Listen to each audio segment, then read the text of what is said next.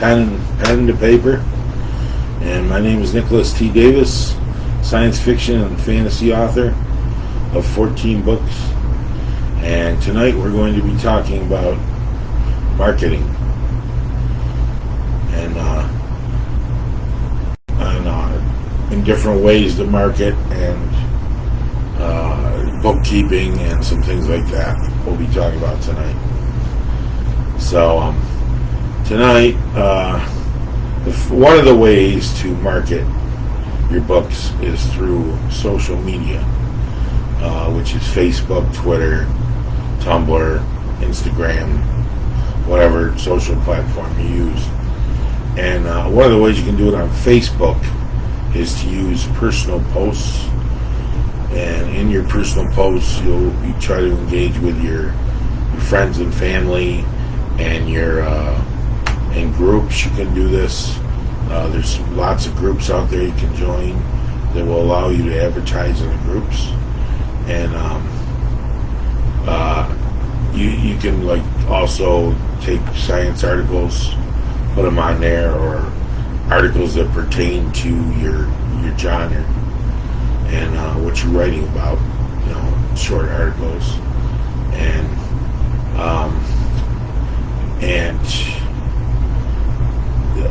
this is a free thing to do. You can do this for free, or you can pay for Facebook ads, which you take your actual books that you're selling, and you put them out. You put an ad out there, and they reach more people. They can reach thousands of people in a certain area, or certain types of people. Like if I want to be interested in just science fiction authors, or science fiction people like science fiction, stuff like that, then the group kind of targets, the Facebook ad will target those people as long as you filter that information into what you're advertising. Okay, and they're Facebook ads. I wouldn't recommend doing. We'll talk about ads a little later, but anyways, the third thing that in Facebook you can do is create a page. I have two pages besides my own personal page, and one of them is Nicholas T. Davis, and it's an author page. And I also have a group that's related to my fantasy novel called Shootalin Adventures. And so you can work with your pages, do different types of pages and stuff like that. And another social media is Twitter, which another platform. And this is basically where same way as Facebook, but it's in shorter. You have a shorter content. So you usually have a brief description of your book or ad displaying your books, and a short statement. Or you can do a short statement about a book you're reading or some of your interests on your Twitter site, as well as your books. That way they don't think you're always money-minded, trying to sell something. That's a better way to relate to your audience too, by putting, with me, it would be science articles. It would be making statements about science fiction shows and stuff like that. And there's also Instagram and Tumblr, which I haven't really worked much with a lot of those. I tried Instagram a little bit, but I had a little trouble getting the hang of it. But a lot of people do it, and they, Instagram's another good way. I wouldn't recommend TikTok because it's Chinese. You don't want to get into that. And I don't know if they do advertising anyways. So, but keep another thing I want to mention about social media is, it's best to keep your ideas off of your sites, because you don't such as politics and religions and other types like that, because you don't want to be too opinionated in any area, because this can alienate your readers and your audience, and you don't want to do that. I mean, unless that's the type of audience you're trying to attract, is one that has one opinion about something. That's fine, but in my opinion, I don't like to get into a lot of politics and stuff on my site or on my pages, because it just starts an argument, and a lot of times, if you want to get books sold, people will turn people away if they know you think a certain way. So you want to stay away from that. Okay, and another way you can sell books is through shows, and this is probably like my main source of income right now. I mean, I don't sell as many online as I like, and the shows kind of support me.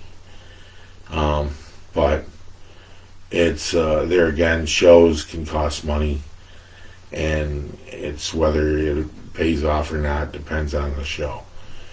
And they can cost anywhere from $30 to $1,000 depending on the show. I mean, the New York Comic Con, which is a very famous Comic Con, as well as the Los Angeles Comic Con and the San Diego Comic Con where it started, they charge as much as $1,200 a table, and that's hard to recoup back that much money unless you're like a best-selling author or something.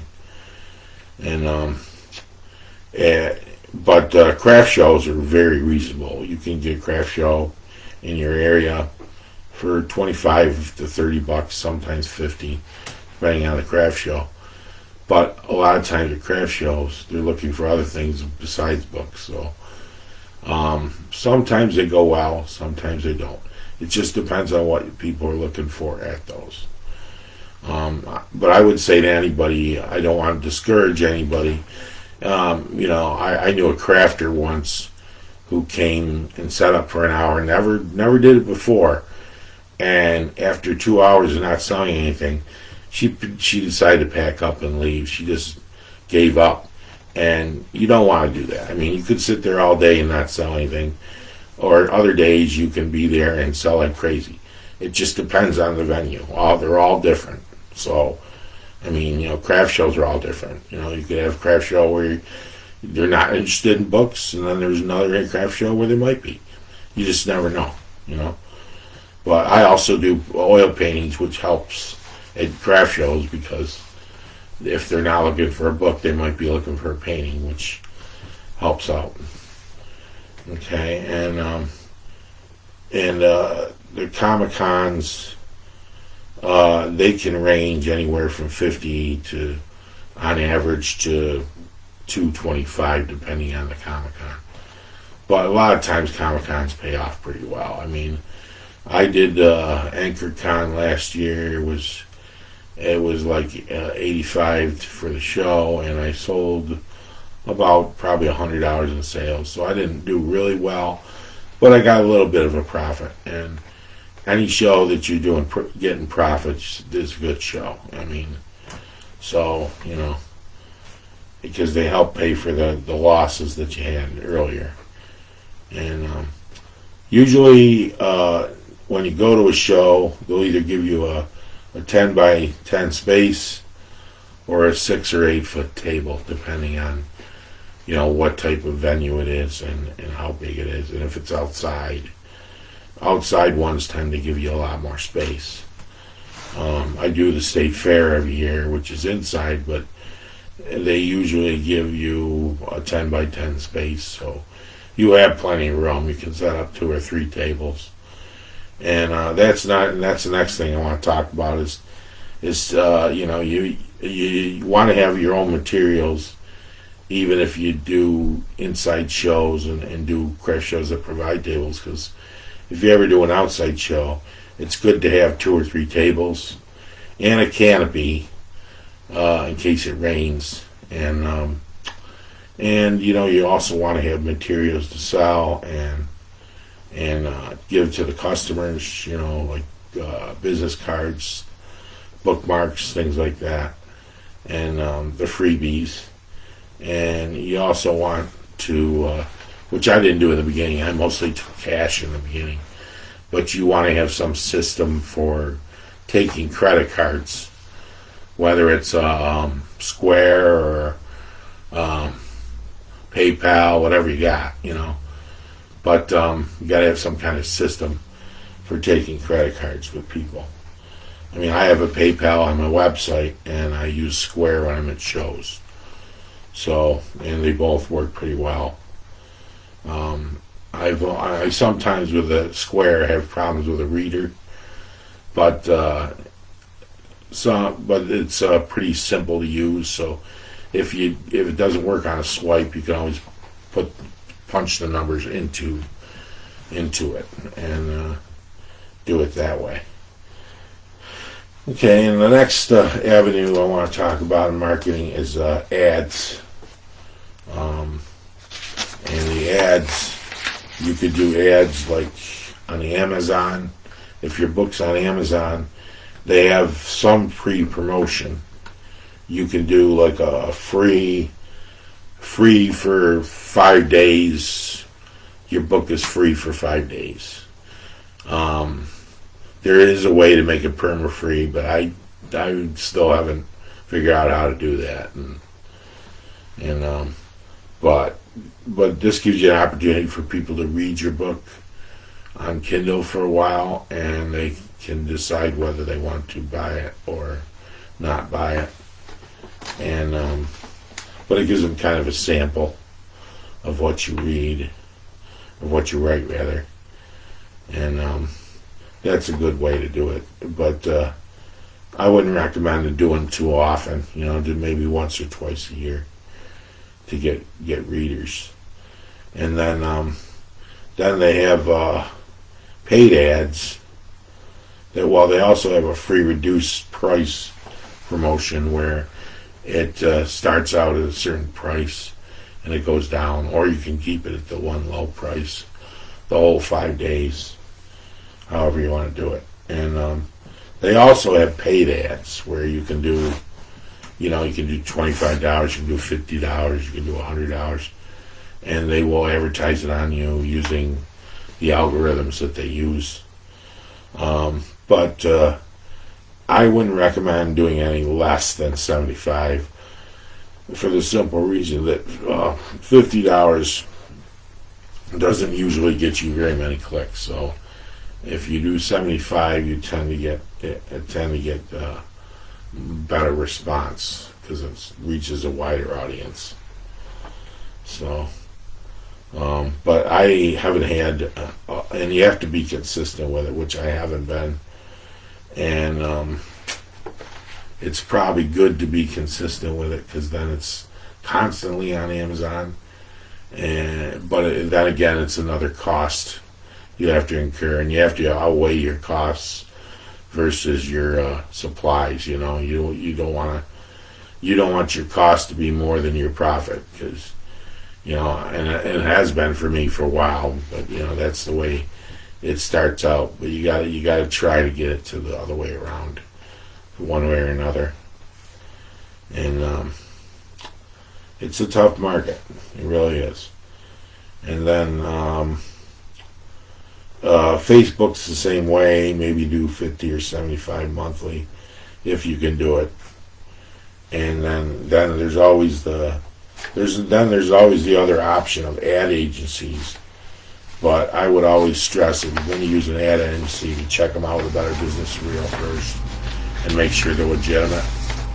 And they usually have a package deal, which is fairly expensive. So, but they do tend to do a lot of things for you. They set up a website. They sell they market your book. They get it out to the right audience.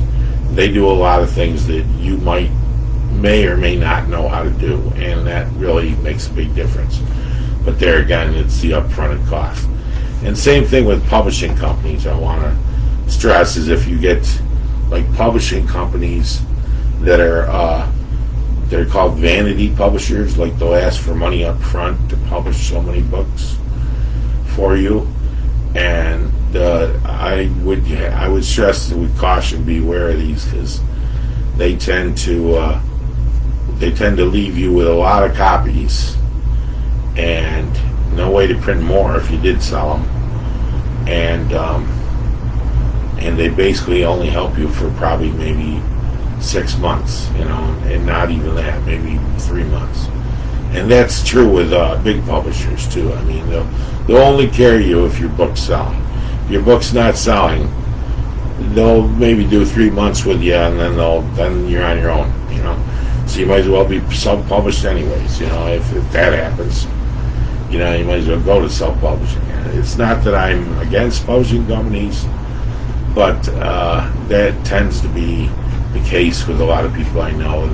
Their books go out of print. They can't print anymore, so then they have to end up self-publishing on their own anyways, because they can't go the other route. So another avenue is radio and television, which is also very expensive. And I think I had to get, my wife and I, we rented a gift shop for a while, and it was I think $60 for 30 seconds. So I mean, it's not cheap. And television's probably 3 times that. So it's not a cheap thing to do. And usually, the only authors I see on TV are usually like the best-selling authors.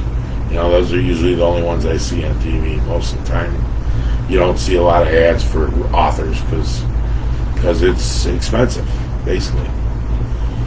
Okay, but there is one way you can get some book signings for free, though.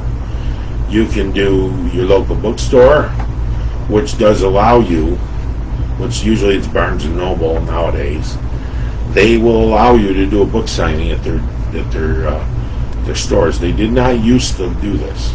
They only did it like once a year with a bunch of authors. But now they have changed their policy, and they will accept regular authors now. So I'm not a big fan of Barnes & Noble, because usually when I go there, I don't sell very many books, but that doesn't mean that you won't, or the next person won't. I mean, it all depends on what people are buying. But basically, at Barnes & Noble, they give you a small area, like a table, and they give you like 2 hours to sell your books, and they usually take like a profit of anywhere from 40 to 60%. I think with them it's 40%, but I'm not sure. And then off the sale of the book, and then they send you a check later on, or it goes. I think now they directly link it to Amazon, so they buy them off Amazon, and the money goes back to your Amazon account. But there's another way you can do book signings is your local library. They always will allow book signings, and certain certain libraries do that.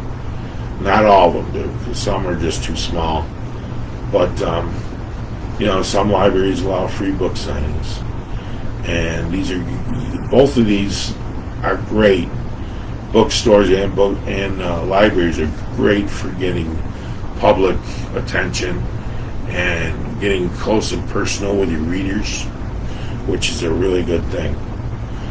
Okay, and then another avenue is basically word of mouth. I read your book, I told somebody else, and then they want to buy a copy. And that's a great way too. I mean, I've sold a lot of books that way too. So I mean, it just depends on what works best for you. I mean, some people, they do better online. Some people do better at shows. It just depends on how you want to sell things. Okay, and next I want to talk about a marketing plan. Now, I did a marketing plan for my own business, and I just, I followed it, and I just still did not do very well. I guess I just don't have as much salesman in me as I hope, but I'm trying to change that. I mean, this year I did very well, so I mean, hopefully I can do better next year and better than the year after that. But it takes a while. I mean, I've been doing it 7 years, and it takes a while to build up an audience. And, you know, it starts with your own backyard, getting people to read in your own backyard and your own area, and then working out from there. Okay, so, but anyways, here's how you put together a marketing plan. You have to have a call to action, which is basically, how are you going to obtain the funding? How do you plan to advertise it when you do obtain the funding? What genre you plan to sell in? You know, do you want to sell science fiction? Do you want to sell romance? Whatever it is. Who you plan to sell to? Who's going to be your audience? Romance would be probably women. Sci-fi would be men. You know, sci-fi and action, men. You know, children's books, children. You know, just depends on what you want. And then you gotta have to execute your plan, which is how do you plan to do these things? How do you plan to sell? Who do you plan to sell to? And you have to execute that plan. Okay, which is follow through with it, and you have to also look at the financial part of it. Do you plan to take cash, cards, or both? You know, what are you going to do with the money? Are you going to reinvest it? Are you going to use it strictly as profit? You know, however you're going to do it. You know, with books, you usually have to reinvest because you run out of books and then you got to buy more. So, and the logistics of it. Where are you going to sell? Do you need an agent? You know, have you gotten to the point where you need an agent? Are you self-published, or do you go through a publisher? You know, that's all that has to do with it.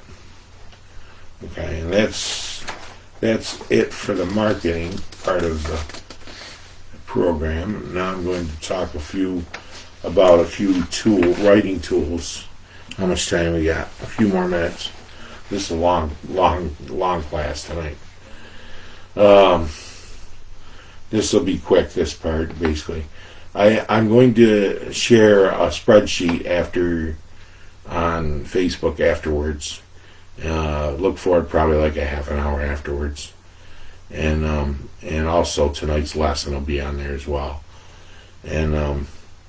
But I'm going to share a spreadsheet, and all these things are going to be on the spreadsheet. Like how to keep a budget. Okay, so when you do a book sales budget, you're going to write down the date. You're going to write down the number of books that you sold, and then you're going to put down. Oh wait, that's the other part. Yeah, the date, the price of the book. You know, how much you sold it for, the cost of the book, what it cost you to buy it, to resell it, how many books you gave away, and all the retail sales and the totals. Okay, and all that will be on the spreadsheet later when you see it. And on the budget, you know, for your expense budget, you're going to want to put down the number of books you buy, your show costs, your supply costs, your advertising, any hotels or motels and meals that you had to use, your travel expenses, and then any monthly subscriptions that you have. And that would be like Grammarly, or which I'm going to talk about next. The writing tools. Okay? And your subscriptions would include things like Scrivener, which is writing software. Maybe you have Grammarly, which I use a lot. Grammarly edits your material and tells you how to rewrite stuff if it's not grammatically correct. Yeah, it's a tough word. And then And then also you have Photoshop, which I use a lot.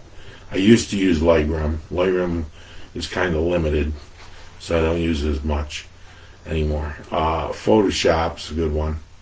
Canva is another one, and all of them are used to create covers. You can download a cover template off the Kindle Direct Publishing website, also provided by software. So I mean that basically you can download it, and they will give you a template for the size that you want. So if you're doing 6x9, they'll give you a 6x9. If you're doing a 12x12, they give you a 12x12. Whatever size it is, they have templates for it. And then there's WordPerfect, which is, in Word, it corrects all the errors and stuff like that. It gives you suggestions.